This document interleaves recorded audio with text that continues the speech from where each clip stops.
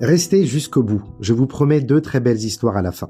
Mais avant cela, je voudrais vous proposer d'entrer ensemble dans la paracha sans nous presser, en laissant les mots s'installer doucement.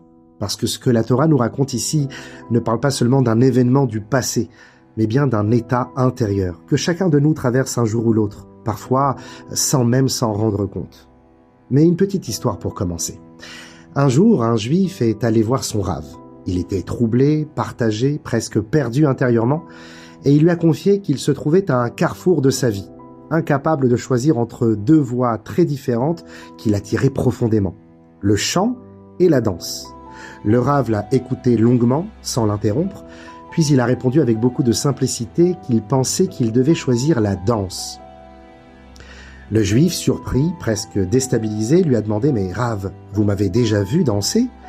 Et le Rav lui a répondu avec un sourire discret « Non, mais je t'ai déjà entendu chanter. » Cette petite histoire presque légère nous dit quelque chose de très profond. Parfois, le chant n'est pas un talent, ni même un art. C'est plutôt un débordement.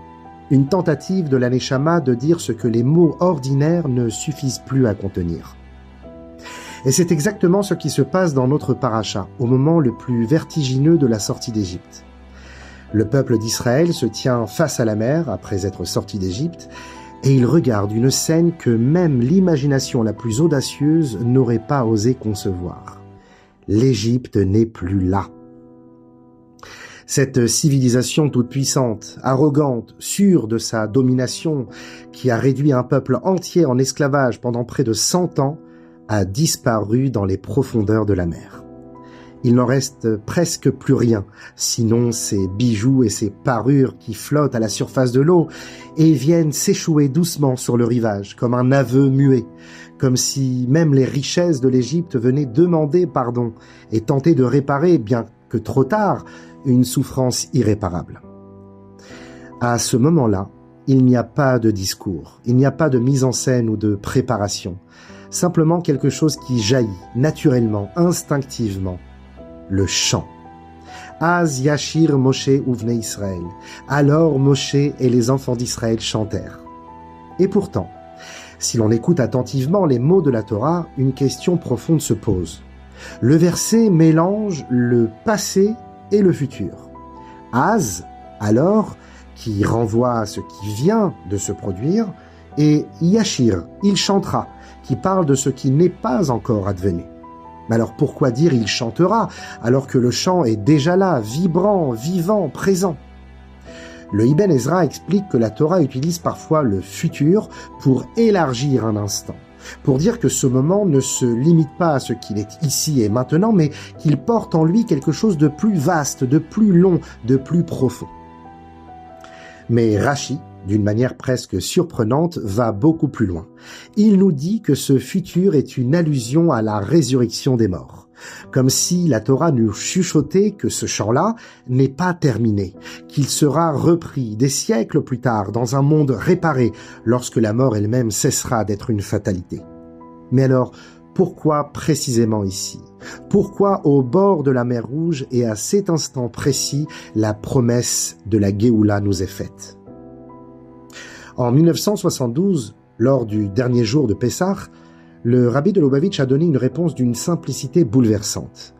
Il a expliqué que lorsque Moshe a vu la mer se fendre, il a compris quelque chose de fondamental. Hachem ne se contente jamais d'une délivrance partielle. La sortie d'Égypte aurait déjà pu être considérée comme suffisante. Le peuple n'était plus esclave, les décrets les plus cruels avaient cessé, il n'était même plus sur le sol égyptien. Beaucoup auraient dit « c'est déjà immense, on ne peut pas demander davantage, la vie n'est jamais totalement réparée, daillez-nous » Mais la mer s'est ouverte. Et dans cette ouverture, Moshe a vu bien plus qu'un miracle ponctuel. Il a vu que Dieu ne libère pas seulement les corps, mais aussi les cœurs, qu'il n'efface pas seulement les chaînes visibles, mais aussi la peur, le traumatisme, la présence intérieure de l'oppresseur. L'Égypte a cessé d'exister non seulement à l'extérieur, mais aussi à l'intérieur. Et à cet instant précis, Moshe a compris que si Dieu avait mené ses délivrances jusqu'à son accomplissement total, alors il mènerait aussi l'histoire humaine et juive jusqu'à sa réparation complète, jusqu'à un monde où même la mort n'aurait plus sa place, la résurrection. C'est pour cela qu'il a chanté au futur, parce qu'il chantait déjà la fin de l'histoire. Et nous, aujourd'hui? Ce message ne nous parle pas seulement du passé, il nous parle de maintenant. Nous vivons nous aussi un moment intermédiaire, fragile, parfois douloureux, qui ressemble à cet espace entre la sortie d'Égypte et la traversée de la mer. Il y a des pertes, il y a des peurs, il y a des cris qui montent vers le ciel, ad matai, jusqu'à quand?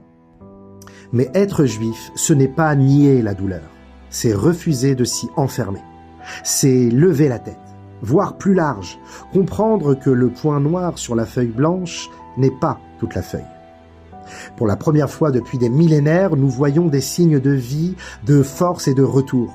Un peuple revenu sur sa terre, debout, qui tient malgré le prix. Et il y a aussi un signe silencieux, immense, le retour des exilés. Le rabbi l'avait dit dès les années 90, la Aliyah massive est une lumière de Géoula. Aujourd'hui encore, malgré la douleur, quelque chose appelle les Juifs à rentrer, comme si l'histoire elle-même avançait. Le Teilim de David 126 nous dit « Shir hamaalot hayinu kecholmim » à la fin des temps, nous étions comme des rêveurs. Mais pourquoi au passé, plutôt à l'imparfait? Eh bien parce qu'un jour, nous chanterons sur le fait qu'aujourd'hui, nous avons osé rêver. Hayinu kecholmim. Que même dans la nuit, nous avons cru à l'aube. Comme l'écrit le Meiri, même en exil, le juif est un rêveur de Géoula. Et maintenant, deux histoires extraordinaires. La première histoire est le Cohen qui vivait déjà demain. Rav Avraham Hersh Cohen, qui n'était pas un homme de slogan ni de grandes déclarations. C'était un érudit discret, un survivant de la Shoah, un homme qui avait vu l'humanité sombrer dans ce qu'elle avait de plus sombre, et qui avait pourtant continué à croire, à étudier, à transmettre et à bâtir. À Kfar Chabad, il dirigeait un kollel, formé des avrechim, et avançait jour après jour avec simplicité et fidélité. Un jour, sans prévenir, une infection grave s'est déclarée dans sa jambe. Au début, il a essayé d'ignorer. Puis la douleur est devenue plus forte. La jambe a enflé. Les médecins ont été appelés, ils ont examiné, ont parlé entre eux à voix basse et finalement le verdict est tombé. Il fallait opérer, ouvrir, nettoyer et sauver la jambe. Quand Rav Avraham Hersh a entendu ces mots, il n'a pas crié, il n'a pas protesté. Il a simplement fondu en larmes. Les médecins étaient déconcertés. Ils voyaient devant eux un homme âgé, un rescapé de la Shoah, quelqu'un qui avait traversé des camps, des guerres, des famines, des deuils, et voilà qu'il pleurait à l'idée d'une opération médicale courante. Ils ont essayé de le rassurer, de lui expliquer que l'intervention était nécessaire, presque banale, mais ses larmes n'avaient rien à voir avec la peur ou la douleur. Elles venaient d'un tout autre endroit. Avec une voix brisée, il a expliqué « Je suis Cohen. Toute ma vie, j'ai porté en moi un rêve simple et immense. Le jour où le Beth Amikdash sera reconstruit, je veux être là. Je veux servir. Je veux monter les marches et accomplir la Avoda. Faire ce pour quoi mes ancêtres ont été choisis. Si on m'opère, je risque de devenir Baal Moum, inapte. Et ce rêve pourrait m'être retiré. » Ce qui est bouleversant, ce n'est pas seulement ce qu'il disait, mais le moment où il le disait. Juste après la Shoah, dans un monde encore brisé, alors que le temple n'était qu'un souvenir lointain dans les livres. Et pourtant, pour lui, ce n'était pas un symbole abstrait. C'était une réalité future concrète, assez réelle pour justifier des larmes aujourd'hui. Alors il a demandé un délai, il a écrit au rabbi de Lubavitch, il lui a raconté sa situation, la maladie, la recommandation des médecins et surtout son angoisse de perdre la possibilité de servir un jour au temple. La réponse du rabbi est arrivée.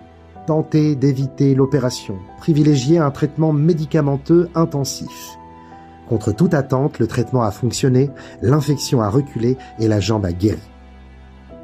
Quand Rav Avraham Hersh a retrouvé ses forces, il n'a pas simplement remercié Hachem dans son cœur, il a organisé une grande Hitvadout, une réunion de remerciements avec des chants, des paroles de Torah, des larmes aussi. Et il a dit « Je remercie Hachem non seulement pour ma santé, mais pour m'avoir laissé apte à servir au Beit Amikdash quand il sera reconstruit. » Voilà ce que signifie vivre dans le futur sans quitter le présent. Voilà ce que signifie croire à la Géoula, non pas comme une idée, mais comme une destination. Et voici la deuxième histoire. Nous sommes à Varsovie, en 1942. La ville est écrasée, le ghetto est vidé, la peur est devenue quotidienne, presque banale. Un jour, on les pousse vers les wagons. Des wagons à bestiaux, sans fenêtres, sans air. Des hommes, des femmes, des enfants. Des parents serrant leurs petits contre eux, sans savoir quoi leur dire, sans savoir comment expliquer l'inexplicable. Tout le monde sait. Personne ne se fait d'illusions. Le train ne mène pas vers un camp de travail, mais à Treblinka.